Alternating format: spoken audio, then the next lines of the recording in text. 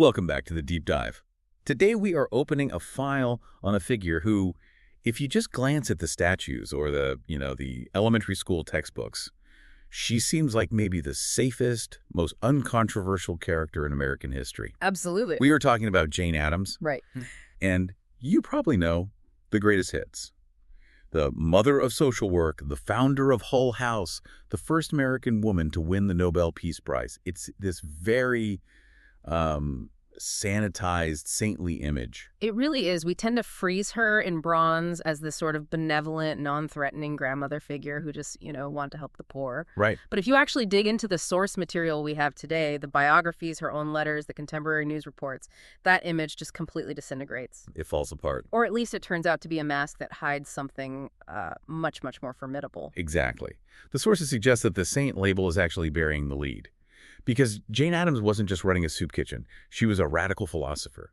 She was a political powerhouse who could make or break mayors. And at one point, she was arguably the most hated woman in the United States. The contrast is staggering. I mean, when she died in 1935, it was treated like the death of a head of state. Oh, absolutely. Thousands of people lined the streets weeping. She was the most famous woman in the country, hands down. But if you rewind the clock just 20 years, to around, say, 1915 or 1916. It's a completely different story. She's being booed off stages. The federal government is investigating her. The Daughters of the American Revolution, the DIR, they actually expelled her. Kicked her out for being unpatriotic. So that is the narrative arc I want to understand today. How do you go from being an outcast, branded as a traitor, to a Nobel laureate in the span of a decade and a half? And what was she saying that was so dangerous? Exactly. Because our mission for this deep dive is to find the radical underneath the kindly lady. We're going to look at how she literally invented the concept of modern social justice, this idea of civic housekeeping, and how a woman with a crooked spine just completely reshaped American democracy. And we have to do it by stripping away the mythology. Because the reality of her life, it was messy. It was full of physical pain, complex relationships, and some really, really difficult political compromises. So let's start at the very beginning, because I think the first misconception we need to clear up is this idea that she was born into the struggle. Yeah. She wasn't some Dickensian orphan rising from the slums, was she? No. Far from it. Jane Addams was born in 1860 in Cedarville, Illinois, and she was, for all intents and purposes, American aristocracy. Really? Oh, yeah. Her father, John H. Addams, wasn't just a guy with a job. He was the local tycoon. He owned timber mills, flour mills, a wool factory. He was the president of the Second National Bank of Freeport. Wow. And the sources emphasize that his influence wasn't just financial, right? It was political. Huge political influence. He was a founding member of the Illinois Republican Party. He served as a state senator for 16 years. 16 years. And this is the part that always gets me. He was friends with Abraham Lincoln. You know what? One of the key details from her childhood is that John Adams kept a letter from Lincoln in his desk. And Jane grew up just idolizing this man. He was her father figure in every sense of the word, morally upright, successful, powerful. So she grows up in this bubble of privilege and moral certainty. A very specific kind of Protestant Republican moral certainty. But there was a crack in this perfect picture. It wasn't just wealth and Lincoln letters. We have to talk about her physical struggle, because it really defined her entire life. At age 4, she gets sick. She contracts tuberculosis of the spine. At the time, they called it Pott's disease. And in the 1860s, a diagnosis like that's life-altering. It absolutely was. It basically ate away at her vertebrae, causing a severe curvature of the spine. It left her with a permanent limp and chronic back pain that never went away for her entire life. But the psychological impact was just as heavy as the physical one. Maybe even heavier. The sources describe this heartbreaking self-perception she had as a child. She felt ugly. There's that specific anecdote where she wouldn't walk next to her father when he was wearing his Sunday best. Right, because she didn't want to embarrass him. She had this idea that her limp, her crooked spine, somehow ruined his perfect image. That's heavy. And that sense of unworthiness is crucial to understanding her drive. She had this deep, burning desire to be useful, to justify her existence, but she felt trapped in a body that she believed the world viewed as damaged or lesser than. And as she gets older, she runs into another trap, one she actually named herself, the snare of preparation. That is such a vivid phrase, isn't it? It perfectly captures the dilemma. It sounds like a trap from a fantasy novel, but it was a very real social phenomenon. Let's unpack it. She belongs to the first real wave of college-educated women in America. Right. She goes to Rockford Female Seminary, which was basically the Vassar of the Midwest. She graduates in 1881 as valedictorian. She is brilliant, she's ambitious, she's ready to take on the world. And then society says, stop. Full stop. Exactly. That is the snare. You educate a woman to think deeply, to debate philosophy, to understand history and science, and then you tell her, okay, congratulations on your degree. Now go back to your father's parlor, arrange the flowers, pour the tea, and wait for a suitable husband. It's a gilded cage. And it must have created this incredible sense of futility. It drove her into a deep depression. And for Jane, the cage got even smaller and darker because right after she graduated college, her father died. Suddenly, right. Appendicitis. It was a complete shock. He was her anchor, and suddenly he was gone. But he leaves her a massive fortune. About $50,000, which is roughly, $1.6 million in today's money. So she has the financial means to do literally whatever she wants. But no direction. No direction, and no socially acceptable path to follow. She tries medical school in Philadelphia, hoping to become a doctor for the poor, but her back gives out. The pain is too much. She needs spinal surgery. She has a nervous breakdown. So you have this period of about 8 years where she's just drifting. Completely adrift. She's traveling Europe with her stepmother. She's wealthy, she's cultured, she's reading all the right books, but she's miserable. She described it as being filled with vague ambition, but feeling completely and utterly useless. She was just a spectator. Until Madrid, 1888. This is the turning point, right? The moment where the spectator becomes the actor. This is everything. The bullfight. The bullfight. It's such a cinematic moment in her life. It really is. She goes to see a bullfight in Madrid with some friends. Now, you have to imagine the expected reaction for a refined Victorian lady would be horror fainting, covering her eyes, leaving in disgust. But Jane Addams doesn't look away. She doesn't. She is fascinated. She watches the horses being gored, the bull being killed, the blood, the violence, and she feels a strange thrill. She wrote later that she had been so starved for a strong, real emotion that even a brutal one felt good. That is such a dark, brutally honest realization. But the hangover from that experience was intense guilt, wasn't it? Oh, immediate guilt. That evening, she recoiled from herself. She realized she had become so intellectually detached, so numb from just thinking about life and preparing for life, that she was treating real suffering as entertainment. She condemned her own intellectual detachment. Exactly. She realized that you cannot understand the world by watching it from a grandstand. You have to be in it. You have to get your hands dirty. It was a wake-up call, a profound one. She decided she was done with the snare of preparation. She needed to do something tangible. And that led her to London, and specifically to a place called Toynbee Hall. This is the blueprint. This is the entire blueprint. Toynbee Hall was the world's first settlement house. Okay, we need to be really clear about what that means, because settlement house is a term we don't really use anymore. How is this different from a normal charity, like a church mission? The key difference is in the name, settlement. In a traditional charity, wealthy people would, raise money or maybe visit a poor neighborhood for a few hours to hand out soup. And then go back to their comfortable estates. Right. Toynbee Hall was a residence in the middle of the London slums where university men from Oxford and Cambridge actually lived. They settled there. So they weren't visitors, they were neighbors. Exactly. They were neighbors.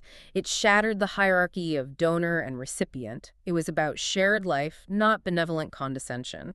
Addams visited, saw these brilliant young men living side by side with the poor, and it was like a lightning bolt. She realized this was the answer. It was the perfect answer. It solved two problems at once. It provided services and cultural opportunities to the poor, but it also gave a purpose to the educated wealthy who were bored and drifting, just like she had been. It connected the two disconnected halves of society. So she takes this idea, packs it in her luggage, and brings it back to Chicago, 1889. Yes. And she teams up with her college friend, and we'll talk more about their relationship later, Ellen Gates Starr. They start looking for a place. And they find a rundown mansion built by a guy named Charles Hull. Hence, Hull House. And the location they chose, the 19th Ward, wasn't just a bad neighborhood. The sources describe it as just chaos. It was an industrial pressure cooker. It was one of the most densely populated places on the planet at that time, and it was a kaleidoscope of immigrants. You had Italians, Greeks, Germans, Russian Jews, French Canadians, Irish. most of whom didn't speak English. And many of whom carried old world rivalries with them. There was no sanitation, the streets were unpaved mud pits, the tenements were fire traps, and the poverty was just grinding. And here come Jane and Ellen, two wealthy, educated, white Protestant ladies moving right into the middle of it. It sounds like a recipe for disaster, or at least extreme awkwardness. It could have been, and I think if they'd come with a different attitude, it would have failed spectacularly. But this is where Jane Addams' philosophy of social democracy saved the entire project. Okay, let's define that. Social democracy. It sounds political, but for her it was really about relationships, wasn't it? Completely. At the time, the dominant model of charity was called the friendly visitor. Which sounds nice. It sounds nice, but it was incredibly condescending. Wealthy women would knock on the doors of the poor, inspect their homes, and basically lecture them. Clean your floor better, stop drinking beer, raise your kids this way. It assumed the poor were poor because they were morally failing. Precisely. It was judgment masquerading as help. Addams rejected that completely. She said, "I am not here to teach you. I'm here to learn from you." Hull House was about creating egalitarian relations across class lines. So the privileged had just as much to learn from the immigrant experience. As the immigrants had to learn from American culture, it was a two-way street, a place for exchange, not for instruction. And it was secular, which is a big deal at the time. Huge. Most settlements and missions were religious. They were trying to convert people. Hull House was about what she called a new humanism. It was a neutral ground where a Jewish tailor, an Italian Catholic, and a secular socialist could all meet without any religious pressure. The only nod to religion was a Christmas party. So they move in. Addams pays for the repairs and initial costs out of her own inheritance. And it just explodes. It goes from one building to a massive complex. At its height, it was a 13-building campus covering a whole city block. And the volume of people was just insane. The sources say 2,000 people were crossing the threshold every single week. 2,000 a week. What were they all doing there? I mean, what weren't they doing? It was a city within a city. It was a public kitchen. It was a bathhouse, which was vital because most of the tenements had no running water. So just getting clean was a luxury. A major one. It was a gym. It was an employment bureau trying to connect people with jobs. It was a daycare center, which was absolutely revolutionary because it allowed mothers to work without leaving their kids locked in a room or running wild on the street. But the thing that stands out to me in the sources is that she didn't just focus on the survival stuff. She wasn't just about bread and water. She was obsessed with the arts. The Butler Art Gallery was one of the first things they built. They had a theater group, a music school, a book bindery, pottery classes. Why? I mean, if people are hungry, why give them a painting? It seems like a strange priority. Because Addams believed that industrialization was dehumanizing. Think about it. If you spend 12 hours a day standing in a factory doing the exact same motion over and over and over, your soul starts to shrivel. You become a machine. Right.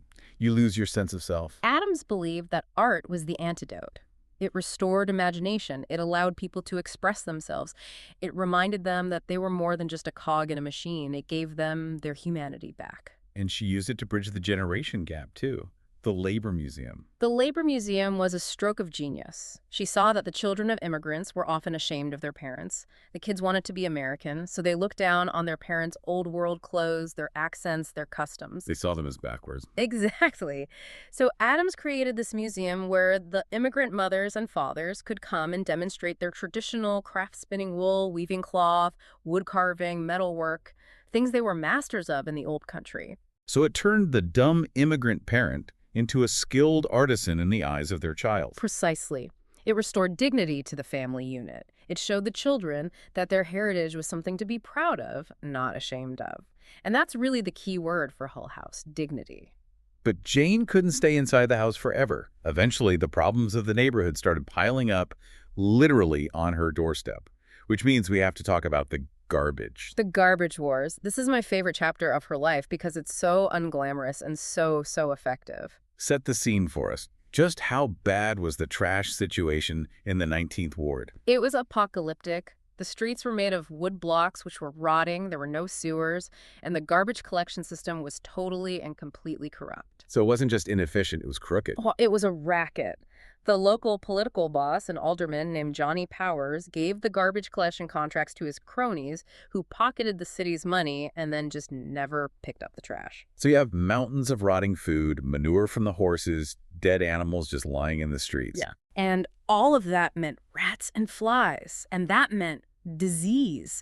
Typhoid fever was rampant, infant mortality was sky high, and Addams realized that running a clinic to treat typhoid was useless if the source of the typhoid was sitting in a festering pile in the alley. You had to attack the root cause. Right.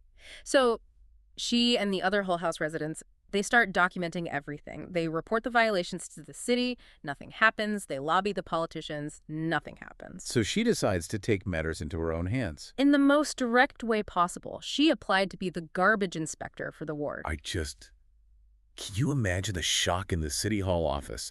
A wealthy, educated lady from a prominent family applying for the dirtiest, most thankless job in the entire city. They probably thought it was a joke. But she was serious, and her application was so detailed and so well argued that they couldn't really refuse her. And she got it in 1894. She did. And she didn't treat it as some ceremonial title. She got up at 6 a.m. every morning. She would climb onto the garbage wagons. She followed the men on their routes to make sure they were actually working. She dragged landlords into court for health code violations. Johnny Powers and the political bosses must have been furious. They were livid. They tried to get rid of her. They tried to gerrymander her out of the ward. But she had the receipts. She had the data.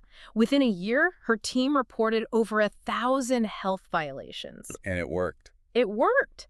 The death rate in the ward dropped significantly. The disease rate dropped, and this experience led her to formulate one of her most powerful political concepts: civic housekeeping.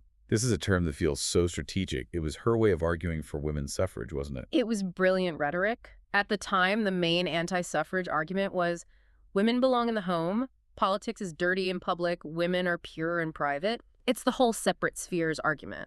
And Addams didn't try to argue that women should be like men. She flipped the script. She said, I agree. My job is the home. She leaned into the stereotype. Exactly. She said, my traditional role as a woman is to keep my house clean, my food safe, and my children healthy. But in a crowded industrial city, I cannot do that alone. I cannot clean my house if the street is filthy.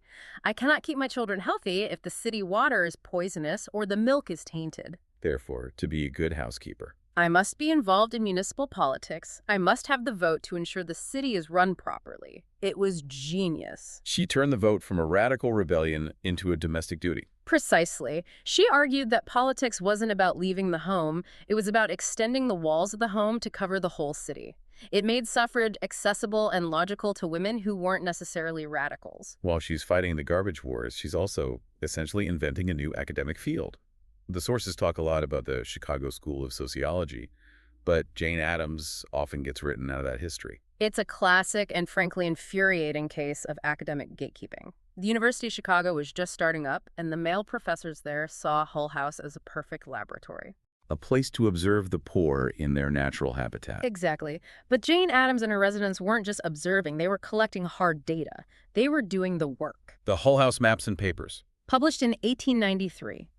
This was a monumental work of empirical sociology. They went door to door, block by block, and created these incredible color-coded maps of the entire ward. What are they mapping? Everything. Income levels, nationalities, cases of typhoid, school truancy rates, even cocaine use, which was sold over the counter at the time. It was rigorous, data-driven social science. But the guys at the university didn't see them as colleagues, did they? No, they saw them as social workers. The distinction was very clear in their minds. Men do sociology, which is the thinking, the theory, the science, and women do social work, which is the helping, the feeling, the emotions. So they would happily use her data. They would use her data to write their famous papers and build their academic careers, but they denied her the status of a true sociologist. Even though she was a charter member of the American Sociological Society, it's maddening. It was incredibly frustrating. But this is where you see her pragmatism come in. Addams was what the sources call a radical pragmatist. And that's a term we really need to understand. She wasn't interested in the title. She was interested in the result. Let's break that down. Radical pragmatism. Yeah. Because she worked with everyone, right? She wasn't an ideological purist. Not at all. She was very close with the philosopher John Dewey, who was also in Chicago at the time. And for pragmatists, the truth of an idea was found in its practical application. Does it work? Does it solve the problem? So she didn't care if an idea came from a socialist, a capitalist, or a priest. If it worked to relieve suffering and improve people's lives, she used it. She refused to be boxed in by labels. And that pragmatism led to some serious legislative wins. I mean, the list of things she influenced is basically the blueprint for the modern social safety net. It really is. Child labor laws, getting kids out of the sweatshops, the first factory safety inspection laws in Illinois, the 8-hour workday for women. But the crown jewel, in my opinion, is the juvenile court. Before Addams, the legal system treated kids like tiny adults. Exactly. If a 10-year-old stole a loaf of bread, he was arrested, tried in an adult court, and thrown in the same jail cell as a hardened murderer. There was no concept of child development or rehabilitation. It was purely punitive. Purely. Addams and her colleagues at Hull House, people like Julia Lathrop, they saw this was insane. They founded the Juvenile Protective Association and lobbied tirelessly for a separate court system for children. And in 1899, they succeeded. The first juvenile court in the country was established in Chicago. It just fundamentally changed how American law views childhood, from punishment to rehabilitation. It's a seismic shift, and it came directly out of the work they were doing at Hull House. She also tackled another major issue of the day, the social evil, prostitution. Right, and again, she looked at it with a sociologist's eye, not a moralist's. She wrote a book called A New Conscience and an Ancient Evil in 1912. Most people at the time just blamed the women, called them fallen or immoral. But Addams looked at the economics. She looked at the economics. She saw that wages in the factories were so low that many women were forced into sex work just to eat or support their families. She also documented the white slavery rings, where girls were kidnapped or tricked into prostitution. And she saw a clear link to alcohol. A huge link. She believed that the entire industry of prostitution relied on alcohol. She argued that brothel owners used liquor to lower inhibitions, to make transactions easier, and frankly, to numb the women to the horror and violence of their situation. She called alcohol the vehicle of the trade. Which explains so much about her support for prohibition. It wasn't because she was some kind of puritanical fun hater. Not at all. It was a feminist position for her. She viewed prohibition as a way to stop domestic violence and break the economic machinery of sexual exploitation. She thought if you took away the cheap gin and beer, you'd empower women and children. So let's pause and look at the scoreboard around, say, 1914. Jane Addams is undeniably one of the most respected women in America. She's famous, she's politically connected. She even nominated Teddy Roosevelt for president in 1912. At the Progressive Party convention, yes. Even though she disagreed with his love for battleships. She is the saint of Chicago. She is on top of the world. She is. And then World War I begins in Europe. Everything falls apart. This is the part of the story that just feels so relevant to today. The speed of the cancellation, the way public opinion turned on a dime. Why was her stance on the war so toxic? Because she wasn't just anti-war in a passive way. She was a committed pacifist. And she was proposing a sophisticated counter-philosophy she called peace weaving. I love that word, peace weaving. It sounds active, not passive. It implies work. It does. Philosophers often distinguish between negative peace and positive peace. Negative peace is just the absence of war. Nobody is shooting right now. It's a ceasefire. But the underlying problems are still there. Right. Positive peace is the presence of justice, cooperation, and mutual understanding. It's a web of relationships and shared interests that makes war impossible in the first place. Addams believed you had to actively weave these relationships between nations. But weaving takes time. And in 1915, as the U.S. is being pulled toward the war, the world didn't have time for weaving. The nationalism was just exploding. People wanted blood. They wanted loyalty. And Addams refused to provide it. She chaired the Women's Peace Party. She presided over the International Congress of Women at The Hague in 1915. And you have to picture this. This is women from warring nations, Germany, Britain, Belgium, crossing dangerous borders to meet and talk about peace while their husbands and sons are killing each other in the trenches. It's an act of incredible bravery. But when she came back to the U.S., she was painted as naive at best and a traitor at worst. And then came the bayonet charge speech at Carnegie Hall. This was the moment she really stepped on the landmine. What exactly did she say? She made a comment based on what soldiers from several different armies had told her. She suggested that in order to get men to charge across no man's land and stab another human being with a bayonet and act so contrary to human nature, they often had to be doped with rum or other stimulants. So she was trying to say that human nature is essentially good, right? That we are naturally resistant to killing, so we have to be drugged or coerced to do it. Exactly. In her mind, she was trying to complement human nature and highlight the artificial brutality of war. But the press, oh, they destroyed her. They completely twisted it. They interpreted it as, Jane Addams calls our brave soldiers drunk cowards. That was the headline, essentially. The New York Times called her a silly, vain, impertinent old maid. Notice the gendered insults. Suddenly, she wasn't the brilliant sociologist or the effective administrator who cleaned up Chicago. She was just a confused, emotional spinster who had wandered out of her depth. The backlash was immediate and brutal. She was booed off stages. The Daughters of the American Revolution, an organization she had belonged to, expelled her. She was investigated by the FBI during the Red Scare after the war. The press labeled her the most dangerous woman in America. From saint to pariah, almost overnight. It must have been devastating. She spent most of the 1920s in a kind of political isolation. But she didn't stop working. She never stopped. She kept leading the Women's International League for Peace and Freedom. She organized food relief for starving children in Germany, which was hugely controversial because they had just been the enemy. But she stuck to her principles. And eventually, the fever broke. The mood of the country shifted. By the early 1930s, the world was reeling from the Great Depression, and people were looking back at World War I and realizing what a catastrophic, pointless waste it had been. They looked at Addams and thought, you know what?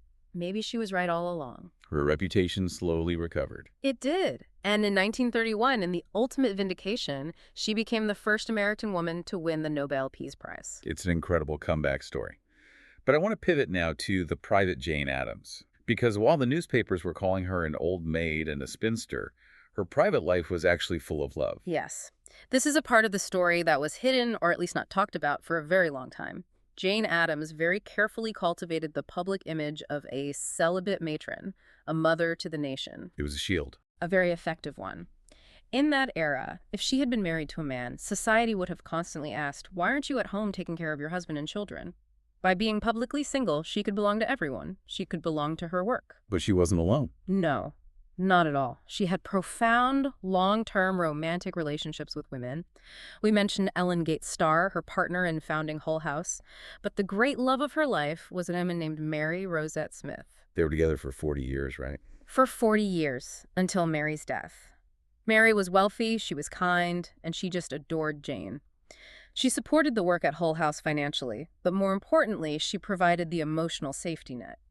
When Jane was being attacked by the press and ostracized, Mary was the one holding her up. The letters between them are beautiful. Jane wrote things like, I miss you dreadfully and am yours till death. They bought a house together in Maine. They traveled together. They absolutely considered themselves a married couple. Addams even wrote in a letter, there is reason in the habit of married folks keeping together. So in modern terms, we would almost certainly identify her as a lesbian. I think that's fair to say. And acknowledging that is important because it humanizes her. She wasn't a marble statue. She wasn't sexless. She was a woman who loved deeply and was loved in return. Now, we've talked about the good and the misunderstood. But this is a deep dive, and we have to be honest about the uncomfortable parts of the sources, the parts that don't fit the saintly image. We have to talk about eugenics. Yeah. This is the shadow over the entire progressive era, and Addams is not exempt from it. Jane Addams, like many of her contemporaries intellectuals, reformers supported eugenics. And it's shocking to hear that today. The champion of the poor and the immigrant supporting a theory of selective breeding. How do you square that circle? It is jarring. But to understand her position, you have to understand the nuance of how they defined it at the time. They weren't thinking of it in the Nazi sense of racial purity and extermination camps. For Addams, it was all viewed through the lens of social hygiene. What does that mean? Exactly. Social hygiene. She was, as we've seen, obsessed with public health. She saw firsthand how diseases like syphilis and gonorrhea, which were rampant in the slums, caused blindness, paralysis, and severe disabilities in newborn babies. She saw how hereditary alcoholism destroyed families for generations. So to her, eugenics meant? It meant preventing the transmission of these diseases and conditions. She was the vice president of the American Social Hygiene Association. She wanted to stop the suffering of children before it started. It was about preventing race deterioration from disease and poverty. So it was coming from a place of compassion, even if the science was deeply flawed pseudoscience and the implications were incredibly dangerous. Yes. She wanted to improve the stock of humanity by eliminating the diseases of poverty. It was deeply misguided, and it absolutely gave intellectual cover to much worse and more explicitly racist ideologies later on. But for her, she saw it as an extension of her sanitation work, cleaning up the gene pool, in a way. It's a powerful reminder that even our greatest heroes can have profound blind spots. Absolutely. She was a person of her time, trying to solve the problems she saw with the intellectual and scientific tools she had available. And some of those tools were faulty. So Jane Addams dies in 1935. Her funeral is held in the courtyard of Hull House, and it's packed. Thousands and thousands of people. The saint was back. The neighborhood she served came out to say goodbye. And today, Hull House itself was mostly bulldozed in the 1960s to build the University of Illinois Chicago campus. Which feels like a really cruel irony, given her complicated relationship with academia. It is deeply ironic. Only the original mansion and one other building remain as a museum. But her legacy was never really about the bricks and mortar. No, it's the systems, the institutions. Exactly. She Yeah. built the institutions that we now take for granted. The ACLU, she was a co-founder. The NAACP, she was a charter member. The entire profession of social work, the concept of the juvenile court, the very idea that the government has a responsibility to care for the welfare of its citizens, that is the legacy of Jane Addams. She basically architected the social conscience of the 20th century. She did, and she did it by refusing to look away. Whether it was the gored horse at the bullfight in Madrid, the rotting garbage in a Chicago alley, or the senseless slaughter of war in Europe, she forced herself to look at the ugly reality and then do something practical to fix it. There's a quote of hers that really sums it all up for me. The excellent becomes the permanent. It's a beautiful thought, isn't it? The good work lasts, even if the buildings don't. The ideas endure. So here's the thought I want to leave you with today. We live in an age of extreme political polarization. We are constantly told to pick a side, left or right, red or blue. If you talk to the enemy, you are seen as compromise. Purity tests are everywhere. There's no room for nuance. Jane Addams was a radical, make no mistake. But she was a radical who refused to be tribal. She took money from the super rich to help the super poor. She worked with socialists and she worked with conservative businessmen. She practiced peace weaving, not just between nations, but between neighbors, between classes, between ideologies. She sat in the middle of the mess and tried to stitch it all together. So the provocative question is this. Could a Jane Addams exist today? In our current climate of social media and cable news, would we even allow someone to be that pragmatic? Or would we demand she pick a team? Would her radical pragmatism be seen as a strength, or would it be seen as a betrayal by all sides? Exactly. Would she be able to weave peace, or would she just get booed off the stage all over again? It's a tough question. I'd like to think we listen, but looking at history and looking at today, I'm not so sure. Something to think about. Thank you for listening to this deep dive into the life of Jane Addams. We'll see you next time.